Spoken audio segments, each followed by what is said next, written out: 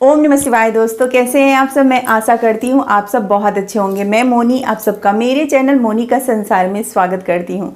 आज इस वीडियो में हम जानेंगे कि 2023 में हरियाली तीज व्रत कब है, क्या है शुभ मुहूर्त, क्या है शुभ समय, और अगर आप पहली बार हरियाली तीज व्रत उठा रहे हैं तो इस साल आपको उठाना चाहिए या नहीं, और किस तरीके से हमें हरियाली तीज की पूजा करनी चाहिए। संपूर्ण जानकारियाँ आज इस वीडियो में आप सबको देने वाली हूँ। तो वीडियो बहुत ही ज़्यादा यूज़फुल होने वाली है। लास्ट तक वीडियो में ज़रूर बने रहें। अगर आप स्किप करके देखेंगे तो शायद आपको पूरी जानकारियाँ नहीं मिल पाएगी। और वीडियो थोड़ी सी भी अच्छी लगे तो प्लीज़ इसे अपने फैमिली फ्रेंड्स में शेयर अवश्य करें। तो चलिए शुरू करते हैं। तो देखिए, सावन मास के शुक्ल पक्ष की तृतीया तिथि को हरियाली तीज मनाई जाती है। और हरियाली तीज हर सुहागन महिलाएं अपने पति की लंबी उम्र के लिए 24 घंटे का निर्जला व्रत रखती हैं। और हरियाली तीज में महादेव और माता पार्वती की पूजा की जाती है। इससे महादेव और माता पार्वती प्रसन्न होते हैं और हर सुहागन महिलाओं को अखंड सौभाग्यवती का वरदान देते हैं। ये व्रत कुंवारी कन्याएं भी करती हैं अब मनचाहा वर की प्राप्ति के लिए। ठीक है, तो देखिए, इस साल तृतीया तिथि की शुरुआत हो रही है 18 अगस्त को रात 8:01 में, और इसकी समापन होगी 19 अगस्त को रात 10:19 में। तो चूंकि उदया तिथि 19 तारीख को है, इसलिए हरियाली तीज भी 19 अगस्त को मनाई जाएगी। आप पेन पेपर पे नोट कर लीजिए, मैं यहाँ स्क्रीन पे डेट और टाइम लिख देती हूँ। ठीक है, तो हरियाली तीज इस साल 2023 में 19 अगस्त को मनाई जाएगी। हमारे हिंदू धर्म में किसी भी व्रत को शुभ माना गया है उदया तिथि से, इसलिए उदया तिथि 19 अगस्त को है, इसलिए हरियाली तीज भी 19 अगस्त को मनाई जाएगी। ठीक है, दूसरा क्या है कि इस साल हमें कोई नया व्रत उठाना चाहिए या नहीं। तो देखिए, इस साल मलमास लगा हुआ है, इस वर्ष हमें कोई भी शुभ कार्य या फिर कोई भी शुभ व्रत नहीं उठाना चाहिए। बाकी आप अपने बड़े बुजुर्ग से पूछ सकते हैं, आप जहाँ रहते हैं वहाँ आप अपने पंडित जी से बात कर सकते हैं। जैसा कि हम लोग जानते हैं कि मलमास के दौरान ना ही तो कोई शुभ कार्य करना चाहिए और ना ही पहली बार कोई व्रत उठाना चाहिए। ठीक है, तो चलिए अब बात कर लेते हैं कि हरियाली तीज की पूजा विधि क्या है। तो देखिए, 19 अगस्त से पहले एक दिन आपको नहाय खाए करना होगा। जब भी हम कोई व्रत करते हैं तो उससे एक दिन पहले नहाय खाए होता है, तो आप नहाय खाए कीजिए। बाल धो करके उस दिन अच्छे से स्नान करना होता है और महादेव और माता पार्वती की पूजा की जाती है। इसके बाद नहाय खाए दिन वाले हमें लहसुन प्याज बिल्कुल भी नहीं खाया जाता है, इस बात का बिल्कुल ही ख्याल रखें। इसके बाद 18 अगस्त को ही ब्रह्म मुहूर्त से पहले यानी कि 4 बजे उठ करके आप कुछ मीठा खा सकते हैं, क्योंकि 19 अगस्त को हम 24 घंटे का निर्जला व्रत रखते हैं, इसलिए नमक वाली चीज़ें हमें नहीं खाना चाहिए, क्योंकि नमक वाली चीज़ें जब हम खाते हैं तो हमें प्यास लगती है। इसलिए आप सुबह 4 बजे कुछ मीठा ले लीजिए। जिन बहनों को आदत है कि चाय पीने का, तो आप चाय भी पी सकते हैं। तो सुबह में सास के हाथ से सरगई खाना चाहिए। अगर आप कहीं बाहर रहती हैं, सास पास में नहीं रहती हैं, तो आप खुद से ही सरगई ले सकते हैं। और मीठा चीज़, दही, चूड़ा, मिठाई, कुछ भी आप मीठा खा सकते हैं, चाय पी सकते हैं। तो सुबह 4 बजे आप सरगई खा लीजिए और इसके बाद आप ब्रश कर लीजिए अच्छे से। ब्रश करने से क्या होगा, जो भी दांत में अनाज वगैरह फंसे हैं वो निकल जाएंगे। ठीक है, सुबह सूर्योदय से पहले यानी 19 अगस्त को सूर्योदय से पहले आप उठ जाइए। घर की साफ सफाई करके अच्छे से घर में थोड़ा सा गंगा जल छिड़क दीजिए, क्योंकि महादेव और माता पार्वती का व्रत है तो बहुत ही ज़्यादा शुभ है, घर को पवित्र रखना चाहिए। बाद आप स्नान करके कपड़े पहन लीजिए अच्छे से। 16 श्रृंगार में आप तैयार हो जाइए, क्योंकि देखिए, जब भी हम कोई सुहाग वाली व्रत करते हैं तो 16 श्रृंगार में तैयार होना बहुत ही ज़्यादा ज़रूरी होता है। कोई भी एक श्रृंगार छूटना आपका नहीं चाहिए। पैर में आलता लगाना है, गले में मंगलसूत्र, बीच मांग में पूरे मांग आपको सिंदूर अवश्य लगाना है। और एक चीज़ मैं यहाँ पे आपको बताना चाहूँगी, देखिए, जब भी आप कोई सुहाग वाली व्रत करते हैं ना, तो सिंहोरा से सिंदूर अवश्य लगाएं। सिंहोरा जिन्हें नहीं पता है, मैं बताना चाहूँगी, जब शादी होती है और शादी के समय जिस सिंहोरा से हमें सिंदूर दान किया जाता है उसे ही हम सिंहोरा बोलते हैं। तो सिंहोरा से सिंदूर आप अवश्य लगाएं।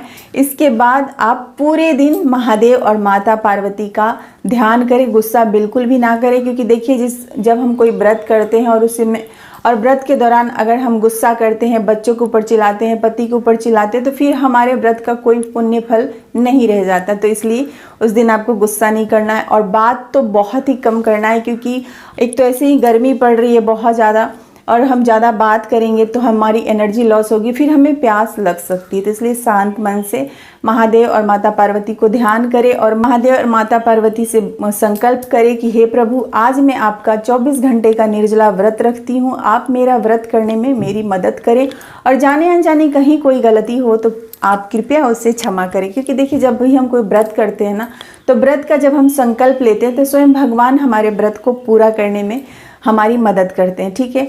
और देखिए, जो भी सुहाग वाली व्रत होती है ना, वो प्रदोष काल में करना बहुत ही ज़्यादा शुभ माना जाता है। तो आप शाम के समय 6 बजे से 8 बजे के बीच में आप ये व्रत कर सकते हैं। क्या करना, आप एक पाट बिछा लीजिए, पाट पे लाल रंग का कपड़ा या फिर पीले रंग का कपड़ा बिछा दीजिए। इसके बाद महादेव, माता पार्वती और गणेश जी की प्रतिमा रख के आप चुनरी ओढ़ाएं और 1-2 थाल आपको सजाना होता है। एक थाल में ना माता पार्वती को सुहाग की चीज़ें चढ़ानी होती है। तो सुहाग की चीज़ों में क्या हो गया, आप एक वस्त्र ले सकते हैं, जैसे कि हम लोग चढ़ाते हैं तो एक कोई ब्लाउज पीस रख दिए। श्रद्धापूर्वक भगवान ने आपको जितना दिया आप उस हिसाब से दान कर सकते हैं। कोई ये नहीं है कि मतलब ज़्यादा करना है या फिर कम करना, जितना आपको श्रद्धा भाव हो उस हिसाब से आप दान अवश्य करें तीज वाले व्रत में। तो क्या करना, आप एक वस्त्र रख लीजिए, सुहाग की जितनी भी चीज़ें होती है जैसे कि आलता, सिंदूर, चूड़ी, बिंदी, मेहंदी और ये सारी चीज़ें आप उस थाल में रखें। 5 फल भी रखा जाता है। 5 फल में जैसे कि केला हो गया, अनार, सेब, मौसमी फल, जो भी 5 फल मिल जाए वो आप रखें। नारियल रखना बहुत ही ज़्यादा शुभ होता है। साथ ही महादेव जी का एक वस्त्र रखें। तो हम लोग ना उसमें जनेऊ रखते हैं, जनेऊ आप रखना बहुत ही ज़्यादा शुभ होता है। पान, सुपारी, ये सारी चीज़ें आप एक थाल में रखें।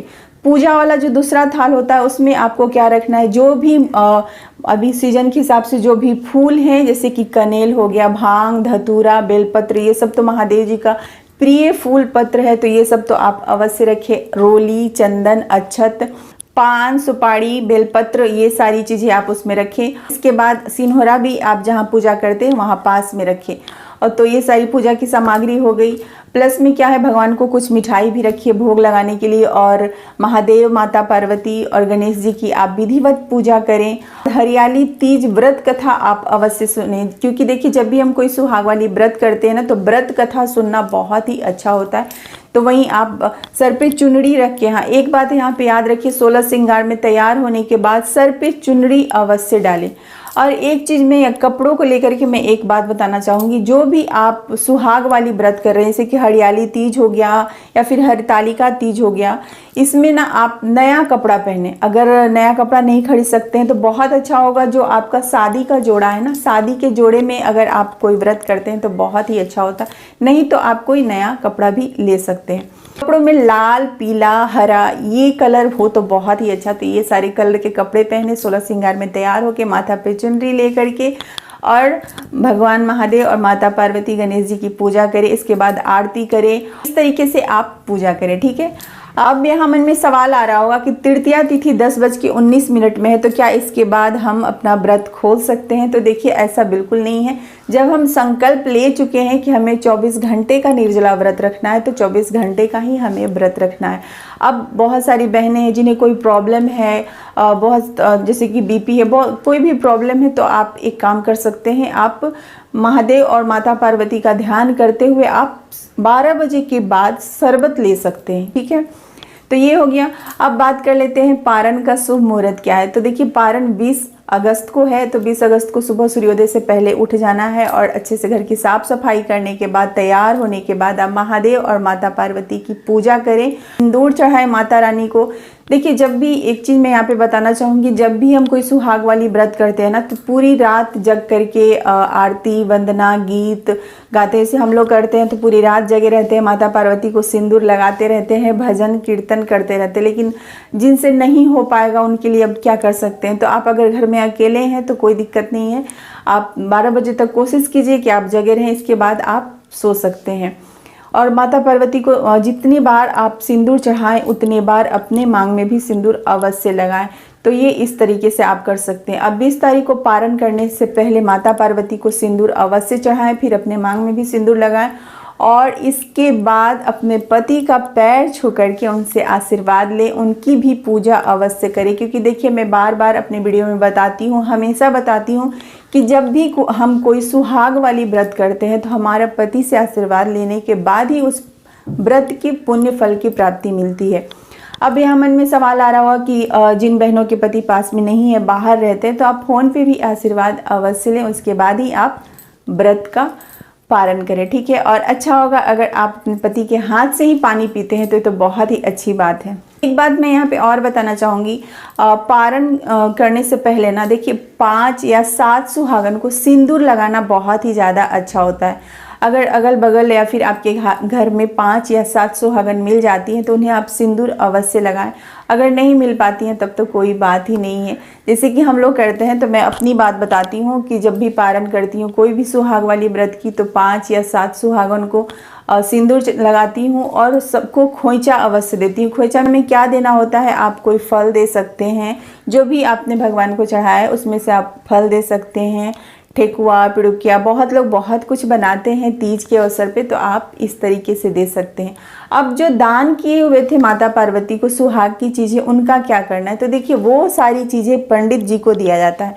उसमें से एक चीज़ आप अपने लिए रख लीजिए, बाकी सारा चीज़ आप पंडित जी को दे दीजिए। कुछ भी जैसे कि सिंदूर, बिंदी, कुछ भी एक चीज़ उसमें से अपने लिए रख करके सारा चीज़ पंडित जी को दे सकते हैं।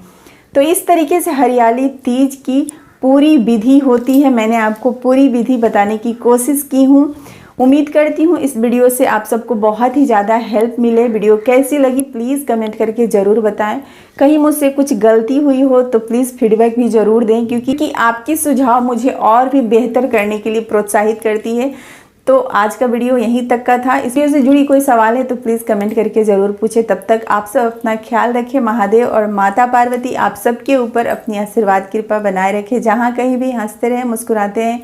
मैं मिलती हूँ एक न्यू वीडियो में एक न्यू टॉपिक के साथ। तब तक के लिए हर हर महादेव।